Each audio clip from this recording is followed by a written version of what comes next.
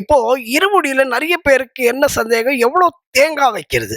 வீட்லேருந்து கிளம்பும் பொழுது கருப்பண்ணசாமிக்கு ஒரு தேங்காய் உடைச்சிட்டு கிளம்புறோம் இல்லையா? அது ஒரு தேங்காய் கணக்கா? இருமுடியில் வைப்பது முத்திரை தேங்காய். அது கொஞ்சம் பெரிய காயா இருக்கும். அதில நம்ம நெய் ஊத்த போறோம். நெய் ஊத்தி கொண்டு போய் மேல அபிஷேகம் பண்ண போறோம். அந்த தேங்காய, அந்த நெய் தேங்காயை நாம் அக்னி குண்டத்தில் போடுகிறோம். நெறைய சாமிமார்கள் இன்னைக்கு பண்ற ஒரு தவறு. தெரிஞ்சு யாராவது தப்பு பண்ணுவோமா? சபரிமலைக்கு போறோம். சத்தியமா பண்ண மாட்டோம். அந்த தேங்காய் இருக்குல்ல, சார் இது வந்து நெய் நெறச்ச தேங்காய். நான் வீட்டுக்கு எடுத்துன்னு போறேன் அப்படின்னு சொல்லிட்டு வீட்டுக்கு எடுத்துன்னு வருகிறவர்கள் இருக்கிறார்கள்.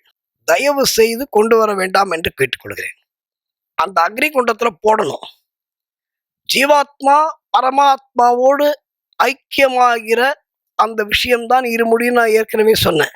அப்போ நீ திருப்பி அந்த தேங்காயும் நெய்யும் நீ வீட்டுக்கு எடுத்துட்டு வந்துட்டேன்னு வையி, திருப்பி ஜீவாத்மா திருப்பி பழைய நிலைக்கே வீட்டுக்கு வந்துடும். இதுக்கு நம்ம சபரிமலைக்கு போறோம்.